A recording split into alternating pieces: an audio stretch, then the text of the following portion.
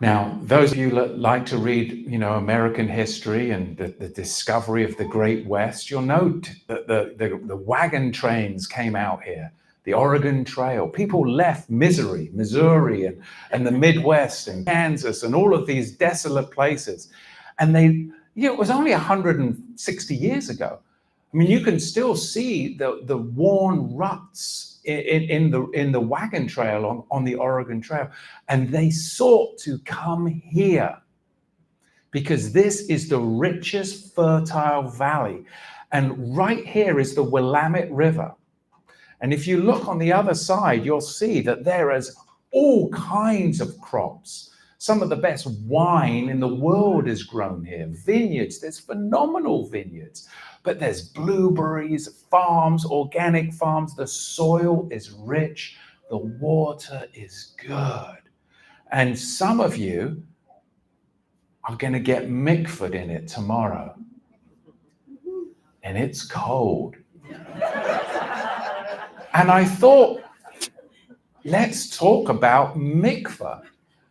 Let's talk about this wonderful place called the Willamette Valley, because it's absolutely wonderful here. So let's talk about mikveh.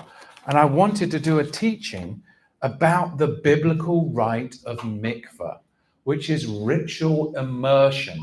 In the Greek, baptismo, right? Baptismo. And of course, it's deeply rooted in the Torah, and it holds deep significance for us. And I think it kind of is where I'm at. And I hope it's where you're at, because I need a change of status from mourning and suffering. And and who wants to mikveh me? Because I think I'm ready for a mikveh. Okay? Now, the word mikveh comes from this root meaning to gather or to hope. Mikveh, to gather or to hope. And it symbolizes the gathering of waters, both physically and spiritually, representing purification, renewal, and spiritual rebirth. Who's up for some of that? I certainly am. I want to give you some foundations to it, and then I'm going to freak you out with something, and just to get the conversations going, because we're going to talk about a little off-topic stuff as well. But let's start with the Torah foundations. My wife's looking nervous. I love that. In the Torah, ritual immersion or mikveh, of course, is prescribed in various places, but you'll find mainly it is in Vayikra, Leviticus chapter 14 and 15. It's about purification after contact with impurity. There is tahor and tameh in the Hebrew, clean and unclean. Tameh, unclean, tahor, clean. And it's about preparation maybe for a sacred ritual, or a change of status, or even conversion to faith from those coming from the pagan nations. In Leviticus, Vayikra chapter 15, it outlines in great detail, and I won't get into it, but you can read it in your own time, the purification process. Yahweh is showing us that there is a need in humanity to go into the water. And it's a natural spring or a flowing river. Nothing better than right out behind us here. Of course, there is a deep spiritual symbolism, because at Passover, we see it even more. It represents our journey to purification. Are we all not on a journey to purification? Are we all not on a journey to transformation? So immersion in waters signifies a symbolic death and a rebirth, a washing away of impurity for sin, And then when we come out of the water, we are renewed. We are cleansed. There's a change of status. Now, in the Brit Hadashah, commonly called the New Testament, the concept of this spiritual cleansing and renewal, of course, is found within the teachings of Yahusha and the Talmudim, the apostles. And of course, the best example is Yochanan HaMatbi, or John the Immerser, of course, and the Mikveh, the immersion in the Jordan River, which of course symbolizes repentance and preparation for the coming of Messiah. But at Yahusha's Passover, that's what we're here for. And we're here together to look out with love upon one another, and to look about on love for our beloved. Now, at the Last Supper, Yahusha institutes the breaking of bread and the drinking of the fruit of the vine, of course, symbolizing the body and the blood, which brings about, again, spiritual purification and redemption. His sacrificial death, of course, upon the tree, which is the ultimate atonement and cleansing for sin, which, of course, fulfills all the prophetic shadow pictures of the Lamb and the Passover Lamb. So we come back to this word mikveh, which comprises, or even comprises, the letter mem, kof, vav, and hey. Mikveh, mem, kof, vav, hey. Now, if we look at the symbolism of that, those of you that like to do that, I do, the mem is waters, a fish going through the waters. The kof symbolizes holiness, a set-apartness, a sanctification. The vav, of course, is the connecting rod, the connection and transformative, because you can take a tent and it can be raised up and connected through the vav, the tent pegs. And the hay, of course, denotes divine revelation and breath of life. So right there in mikveh, you've got the water bringing forth sanctification and holiness, connecting you with a transformative process to move from one status into the revelation of the kingdom through the breath of life. Right there. That's why we don't mikveh in a pool with chlorine. And we're certainly not going to have you go backwards, because unholy men draw backwards. When they came to arrest Yahusha, what happened? They all drew backwards. But Moshe Rabbeinu and the prophets, they always prostrate themselves before the Most High. So that's what we do when we go to mikveh. So all of these words, or letters, I should say, with the mem, kaf, vav, and hey, they encapsulate this whole essence of mikveh. It's a sacred time of spiritual purification and time for a divine encounter with our beloved and your beloved here on earth, whoever they may be. So this immersion, specifically at Passover, I think holds profound spiritual significance, because it bridges the gap between the physical and the divine realms. If you think about it, through immersion in living water, we can undergo a transformative journey of purification and renewal, which really mirrors, the spiritual rebirth experienced through faith in Yahushua HaMashiach. So as we reflect today, I hope, and specifically tomorrow morning before we go into the waters on mikveh and on this rich symbolism and its correlation with the Passover and where we're at, realize that this is a time to find inspiration in the eternal truth of Yahweh's word, of spiritual purification and redemption. And it's all offered by his divine love and grace towards you, because he loves you. He first loved you. So I thought I'd come up with a title with it. What was the title I was going to call it? Oh, The Test of the 11 Mikvahs. That's what I was going to title it. I kind of moved past, didn't I? I threw myself off with my moping introduction. So number one, the test of the 11 mikvahs. That's right. Number one, there's a change of status mikvah. See, I'm a little rusty here. Now, this is the most common form of mikvah, where a person is immersed in water or water is poured over them as a ritual purification, to change their status from tameh to tahor, unclean to clean, to symbol purification, repentance, and identification with Yahweh.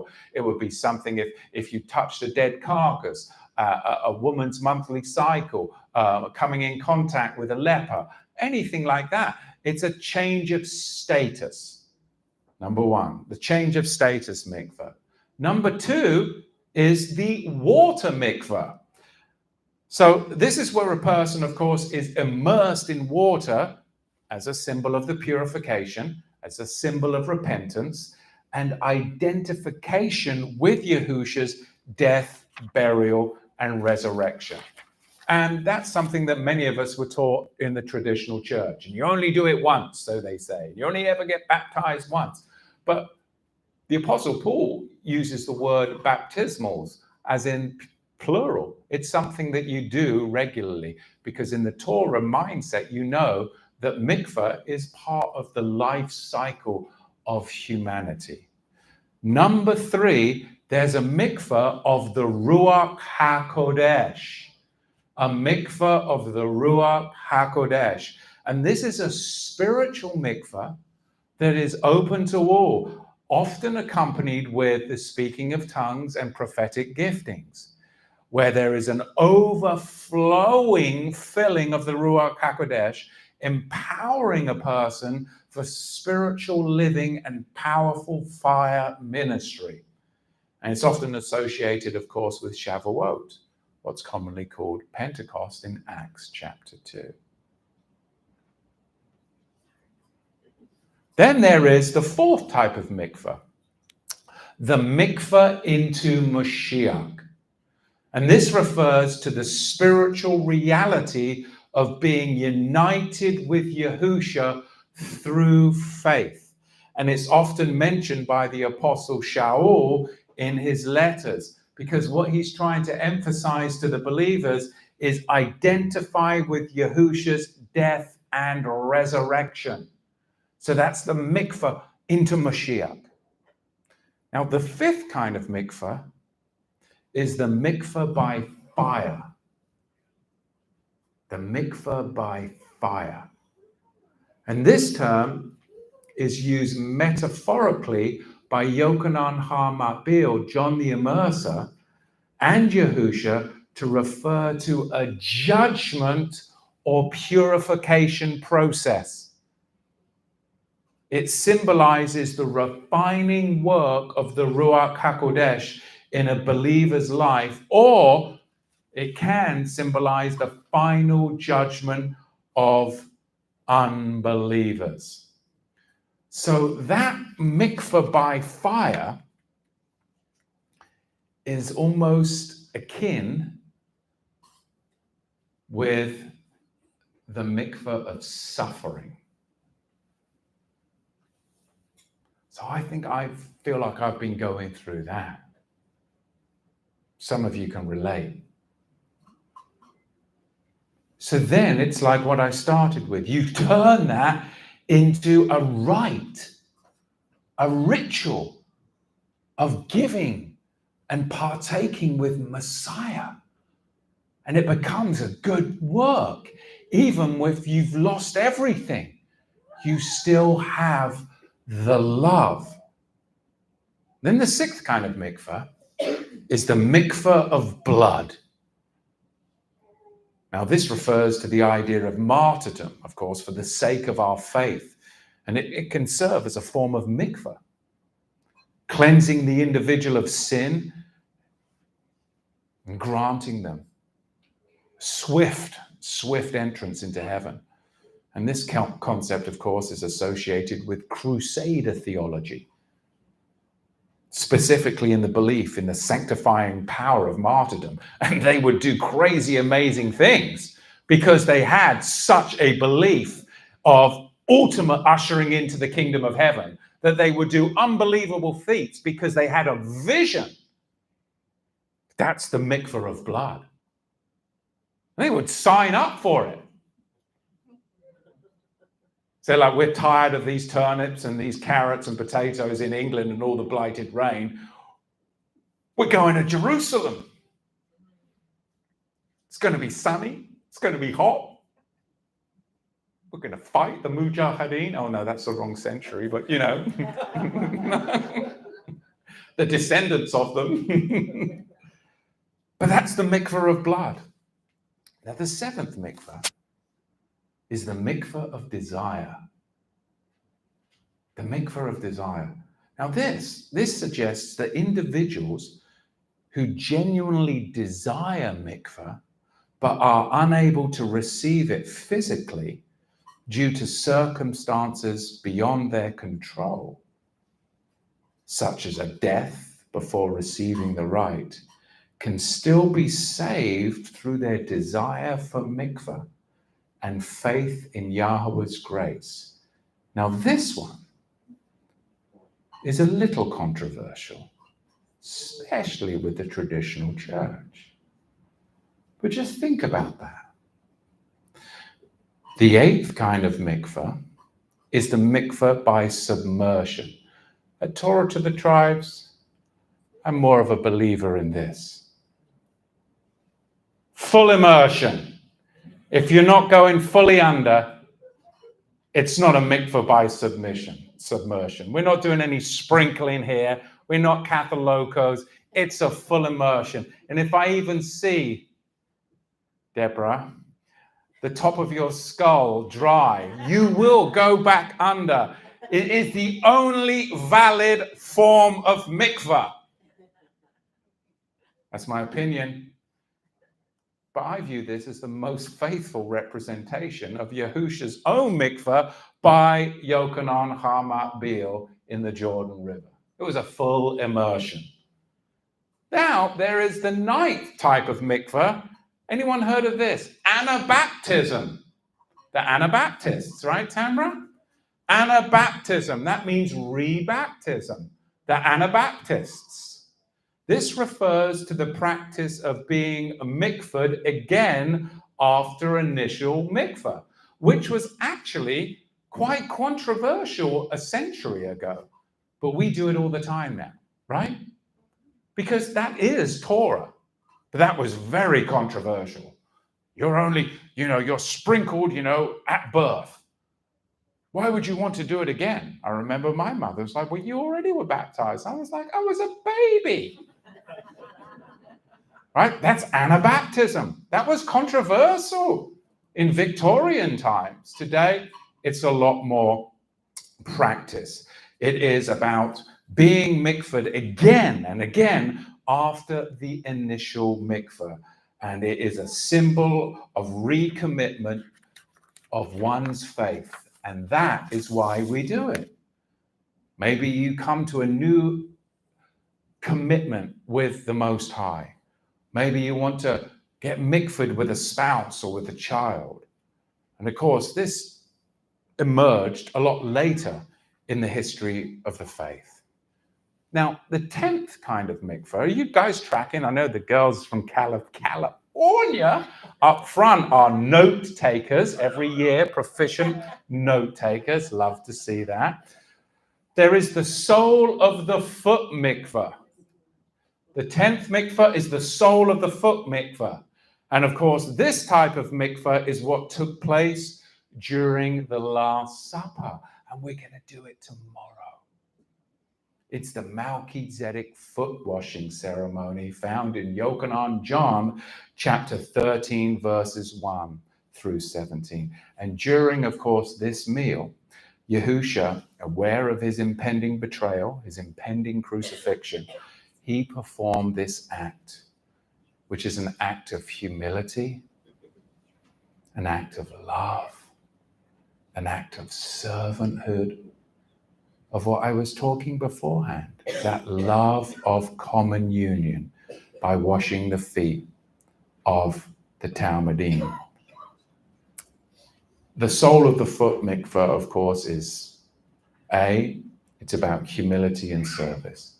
That's what it's about. Why do we do it?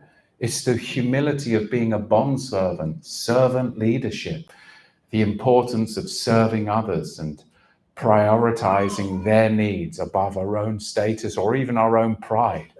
I'm not touching my brother's feet, my sister's. Well, that's pride, is it not? What about cleansing and forgiveness? Isn't that part of the soul of the foot mikveh too? It's beyond the physical cleansing of the feet, because foot washing really symbolizes spiritual cleansing and forgiveness. And Yahusha used the rite to teach his disciples about the need for spiritual purification and the forgiveness of sins. And he said, if you don't let me do this, you'll have no part in me. So that is quite important. So Passover is all about the importance of what? Humility and repentance. Of course, it's an example for the disciples. Yahusha was setting an example for us later to follow. He's encouraging us to emulate his actions. Why? But we should be serving one another with humility and, again, love.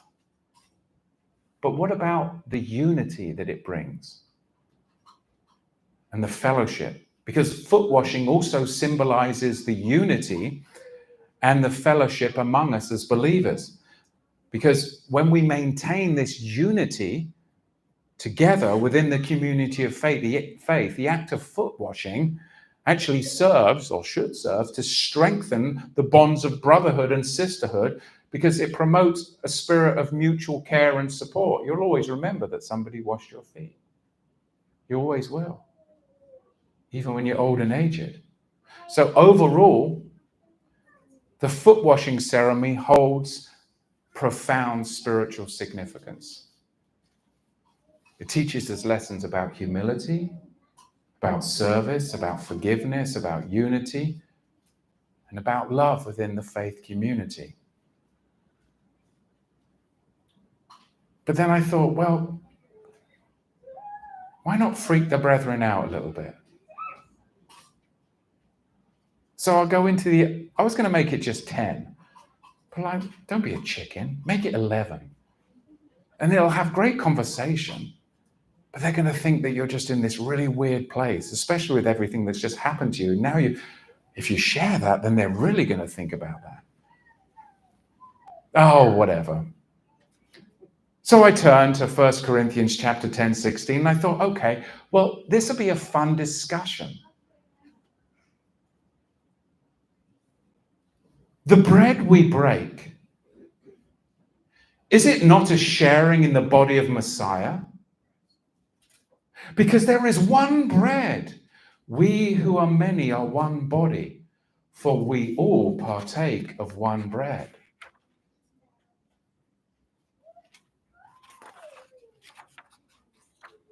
So, as Melchizedek priests, we are to go to all nations and teach the covenant, which is what?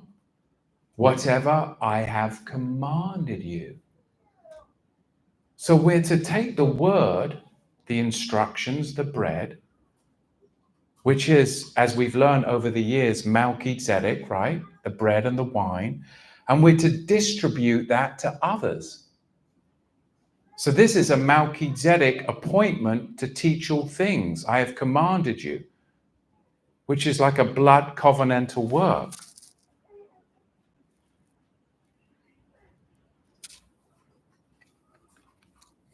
And I can give you a little bit more about that. And I'll get back to that. But then I was thinking about this scripture. And it was in 1 Corinthians chapter 15, verse 29. So this is a covenantal work. How does this work? and everything that I've gone through. And then I read it in 1 Corinthians chapter 15, verse 29. Otherwise, what do people mean by being baptized on behalf of the dead? And this is where I've been. So I really was starting to wig out on this. I'm like, what? We're talking about mikveh? And this is the 10 tests of the mikveh. But there's an 11th one. What is this one? Shall I touch on this? It's quite controversial. Yes, I'll do it. Because I'd like to figure this out myself. And surely the brethren would like to figure it out with me. Otherwise, what do people mean by being baptized on behalf of the dead? If the dead are not raised at all, why are people baptized on their behalf? 1 Corinthians chapter 15, verse 29. So let me give you 4 quick overviews before I really wig you out with 6 deeper challenges. And we'll talk about it. And you may disagree. Number 1, with a quick overview, could be taught 29. Baptizing for the dead. Is this a practice where living individuals were mikved on behalf of dead loved ones? Huh? The Catholics do it. They do? Yes. What do? They baptize for the dead. They have a whole ceremony for that. They do? The Mormons do it. The Mormons do it Yes, too? they do. Did you know these things? Yes. I'm not a Catholico or a Mormono. My best friend was a Mormon. Really? Catholic who went to Catholic school for years. Well, this is where they're getting it from. Yep. So it's a practice then where living individuals get mikved on behalf of the dead and the dead loved ones, with a belief that this act then can somehow benefit the souls of the departed. Maybe they came up with this down in New Orleans. Doesn't this sound very New Orleans-ish, doesn't it? So now this understanding would suggest that mikveh was performed as an intercessory act for the salvation or purification of those who had died without mikveh themselves. Is this what I'm understanding? Who's buying this? Just Donnie in the back. No, he didn't raise his hand. Interesting, though. But maybe, I told you I'd give you a quick 4 overviews. So there's that one. We've already decided that's the Mormons and the Catholics. That's where they get it from. But maybe it's metaphorical or a symbolic interpretation would be better. Well, in that case, then, would it be that Shaul may have been using mikveh for the dead as a metaphor to illustrate his point about the reality of resurrection? If that's true, then he wasn't endorsing or condoning the practice of mikveh for the dead, but was rather using it as an example to highlight the inconsistency of denying the resurrection of the dead while engaged in related practices, right? That's making definitely more sense to me than the first one. But you got to understand, I was in a very somber mood. So I was like, okay, I like being in this place. I'm going to hang out in the sufferings of trying to understand this. And then I thought, well, Matthew, you have to get into the cultural context. You can't, just 21st century it with your own morbidity and morose and depression and everything. It's not all about you. Yes, it is. No, it's not. There's a cultural context to this scripture. No, it's not. It's about my life right now and everything I'm going. No, it's not. It was related, Matthew, to a specific cultural or religious practice with those freaky people in Corinth. And they were doing some freaky stuff in Corinth, weren't they? Maybe they were doing this. It was definitely during the 1st century, but the exact nature and significance of this practice escapes us. It remains unclear historically, because there is limited historical evidence to corroborate its existence or purpose. Some historians spoke about it, but in the 3rd person, that they knew it was going on, but they didn't give you any descriptions as to what exactly it was. I think it was, off the top of my head, is it Tertullus or Tertullian? Thank you. He spoke of it, but he didn't go into any description. He just acknowledged that it was happening. But he doesn't tell us what it was exactly. Well, it's all, if you go to Catholic Church, which I spent a part of my life in, it's all paganism. And it's really big right now too, by the way. And all of this is all going back to all the pagan. Which would make sense with Corinth. Yeah. So then the next overview would be that let's look at it as and I like this, in a more mystical, esoteric sense, which would maybe imply that Shaw's words could suggest that Mikveh for the dead could have been part of a secret or hidden tradition within early believing communities, possibly related to beliefs about spiritual purification or liberation.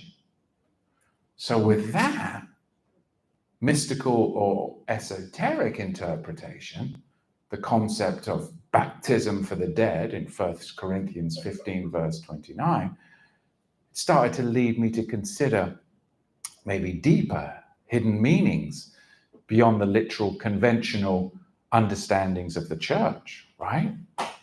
So is Mikveh for the dead a symbolic act with a spiritual significance for us today? Or is it rather a literal mikveh performed on the behalf of dead individuals? We used to pray for the dead too in the Catholic Church. When we were Right. in purgatory, we had to pray them out. See? So strange. So then I thought, well, let me delve into this a little more. You don't mind me sharing this, do you? So I find it quite interesting. So then I came up with 6 further things as I was kind of delving into it. And the first one, which we're speaking about, which thank you for telling me, Mormonism and Catholic, it's about proxy salvation. Right? That's just weird. Is it possible? First interpretation, proxy salvation. That baptism for the dead serves as a means of extending salvation to those who died without receiving baptism themselves. By undergoing baptism on behalf of the dead, living believers act as proxies, enabling the dead to receive the benefits of baptism retroactively. Does that give you the jiggly wigglies, or whatever they call it? Heebie-jeebies, that's what they call it, right? Who's anybody? And do we have any takers? You raised your hand. Yes, but I'm not going to take it. Okay. It's the baptism. If they're baptizing, what are they baptizing for? Because you have to. Proxy salvation. Well, but baptism is a sign of the. Don't argue with the Bible. I'm arguing with the That doesn't make sense. When you read the whole paragraph, Paul is saying these people are doing this, so therefore they believe in resurrection. He was just arguing that there is a resurrection. See? Now that's Because previously he's talking about the rapture and the resurrection. In the previous Reading more than one isolated verse. What a concept. Welcome to Torah, right? Yes. I was going to say, not only do they baptize for the dead in the Mormon church, but if the husband and wife don't go to the temple and be sealed to each other for time and all eternity after they die, someone else can do that work for them and seal them together. And Oh, wow. Really? And This is some strange stuff out But there. that can't happen unless you're a Mormon temple and paid your tithes. Yeah. So you don't even get to go into the Mormon temple and go to a wedding if you're not a Mormon temple. I wasn't allowed to go to my last daughter. Yeah. Yeah. So number one, we're striking that out. Proxy salvation. Number two, it's a redemptive act. A redemptive act of love and solidarity. Just as Yahushua sacrificed himself for the salvation of humanity, can believers voluntarily undergo baptism on behalf of others out of love and compassion, seeking to extend the offer of salvation to all, including the dead? Death. We got Aaron. What are we saying? I mean, are we getting into some of that worldwide Church of God doctrine here or not? Sure. Because if everyone, I thought we were. yeah. That's why I brought it up. So on the last great day, when everyone is resurrected in judgment, they would have that opportunity then to receive salvation. Redemptive act. Yeah. I think this might align with some of the worldwide Church of God, the last great day teachings, which I always like to have somebody talk about at Sukkot, because it always brings up a lot of debate and good thinking. Number three, communal interconnectedness.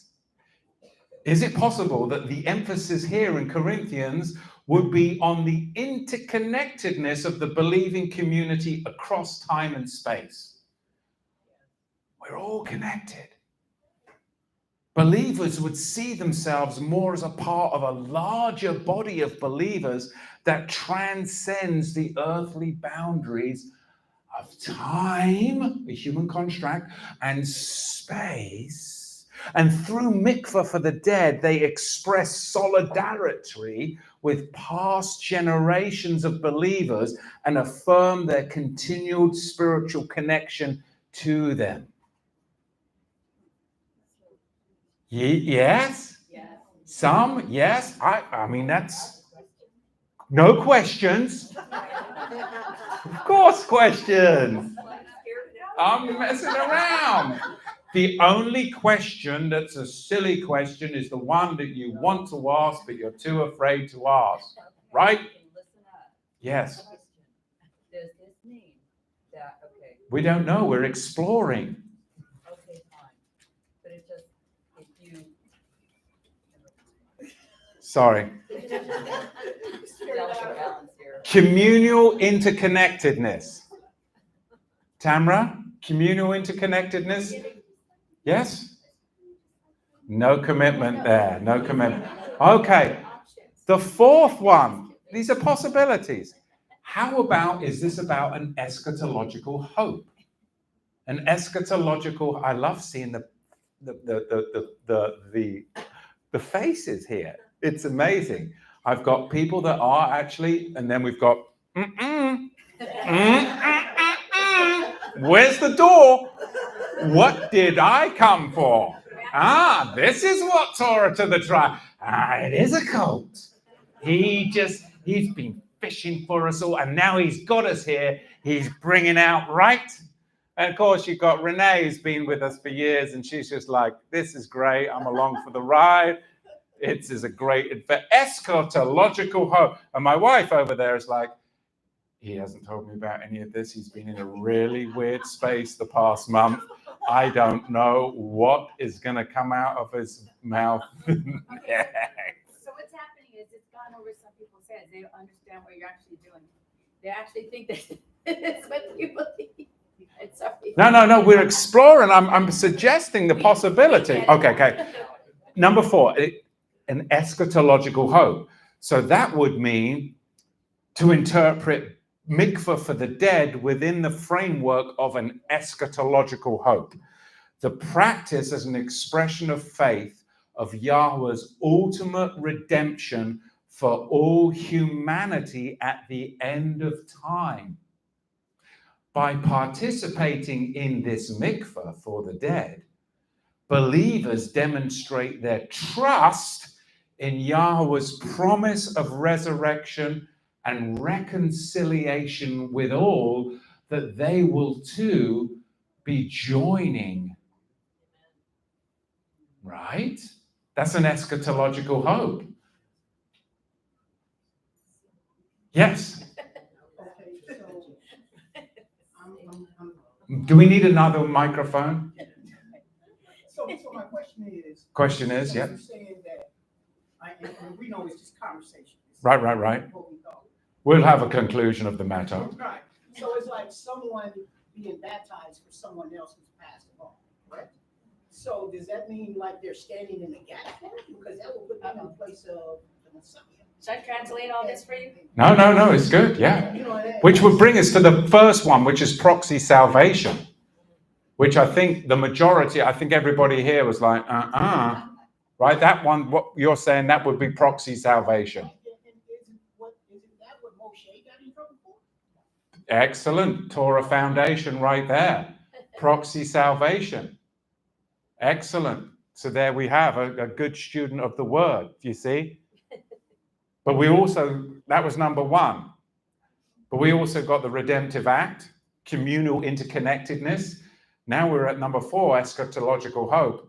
Number 5, it's a sacramental mystery. Spooky sacramental mysteries.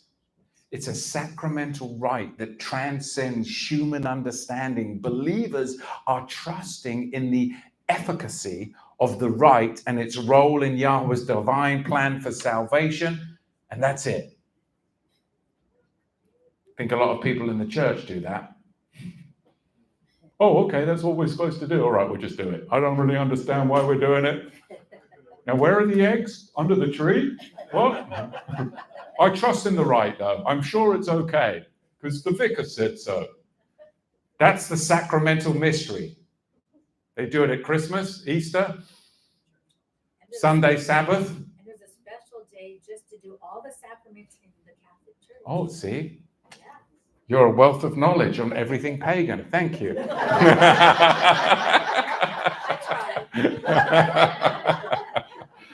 Oh, my goodness.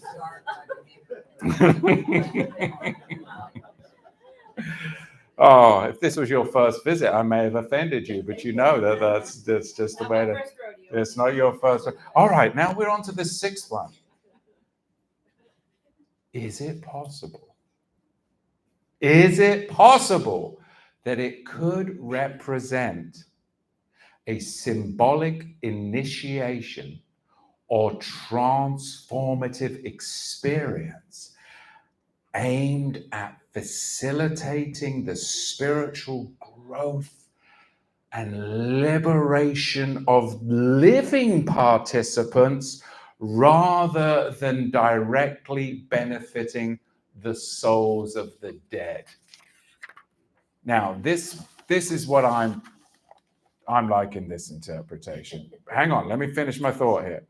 Because in this interpretation, I could say this would be more aligned to a Melchizedek mikveh. For the dead is understood as a metaphorical journey of spiritual rebirth or awakening. We're going into the water. We're rolling up as if we are in the womb. We are dying to all of the bondage, the mourning, the suffering, the defilement, the tamei, and we are now imagining curling out of the womb and coming out of the womb and coming up and being reborn.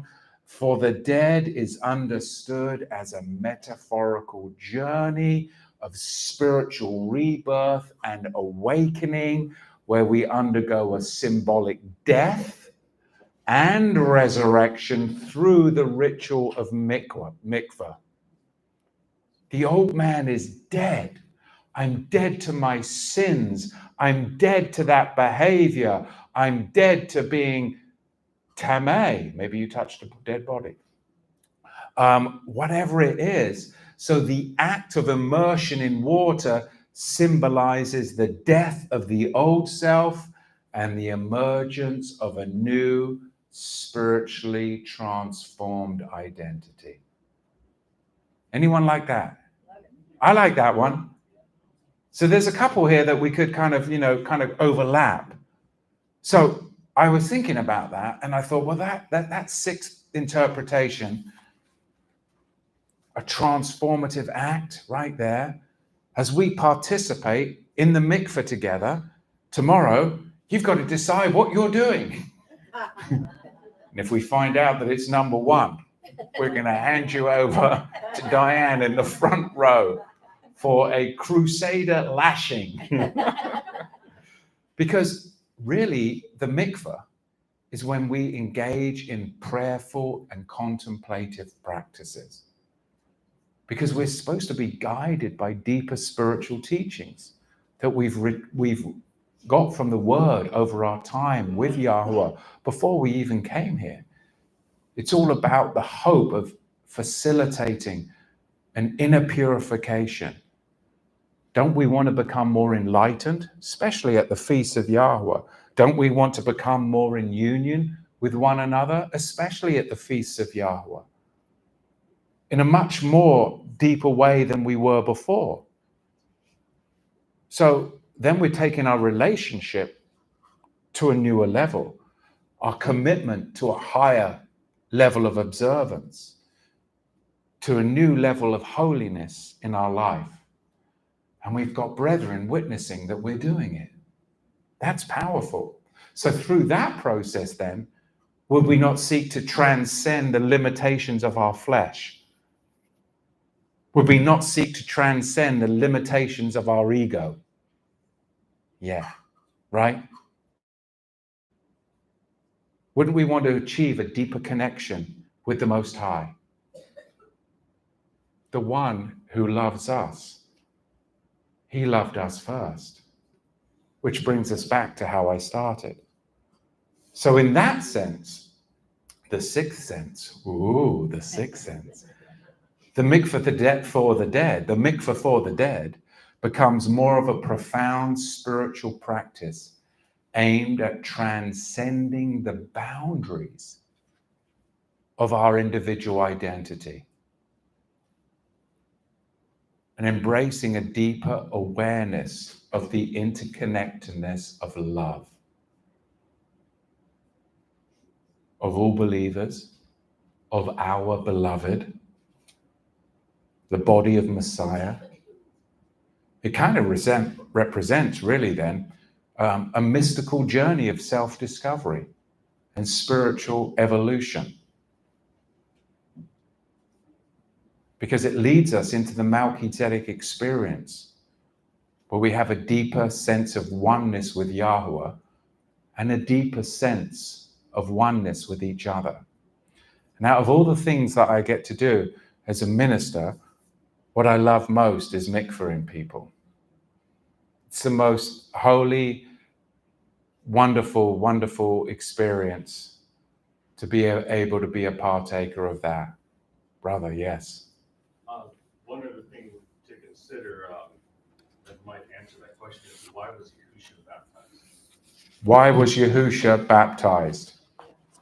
It was, he stated, it's for all righteousness. For all righteousness. But he didn't need it for himself. So who is it for? Who is all? Who is all? The body. Tell us more. Or Those that are the body, dead from or it. for all the sinners, everyone who never had a chance to be baptized before that. Everyone. Including the dead. Yeah. Now he's taking us back to number one. So Revelations 13:8 was for Revelation 13:8. the lamb was slain before the foundation of the earth. Slain from the foundation of the earth. So that baptism in the blood, the water and the blood, we're connecting about here. Things to ponder. Let me recap. Number one, the most challenging and disturbing of them all, proxy salvation. Number two, Daniel definitely not going for it. Love it. Number two, it's a redemptive act. Number three, communal interconnectedness. Number four, an eschatological hope. Number five, it's a sacramental mystery, like an Easter egg hunt or a Christmas tree.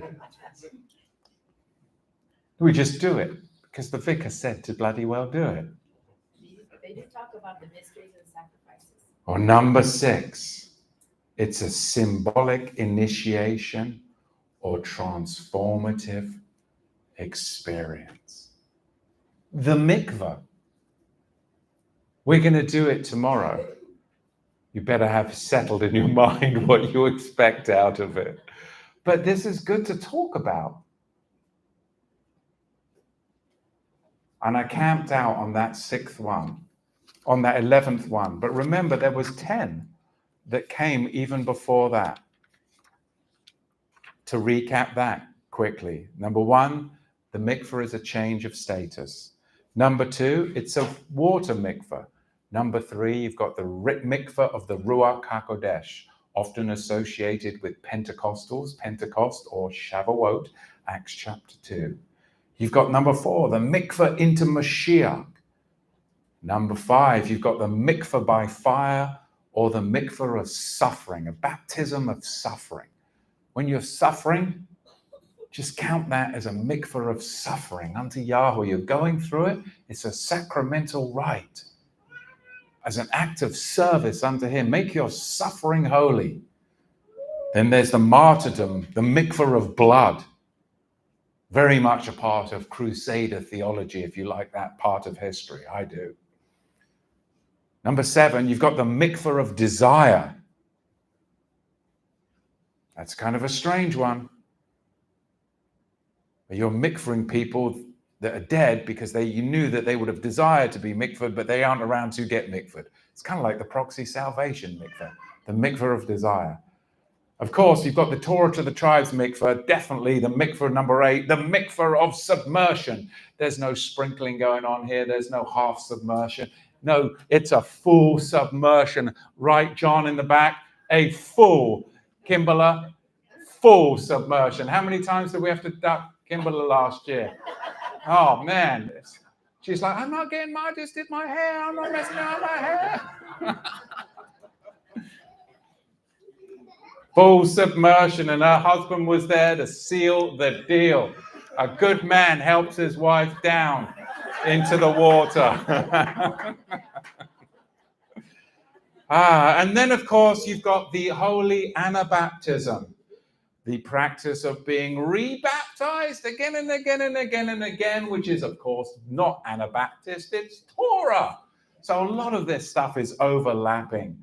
You've got the soul of the foot mikveh. Of course, we're going to do that tomorrow. And then the weird one, of course, that we were figuring out is the baptism of the dead. There you have it. Just enough to cause you guys to have a good conversation and to have plenty to talk about, to get to know one another tonight. And before we get wet tomorrow, Baruch Hashem Yahweh. It is Yahweh's Passover. Blessings. Blessings. I'm going to go run a half marathon before I get wet. I'll be so hot.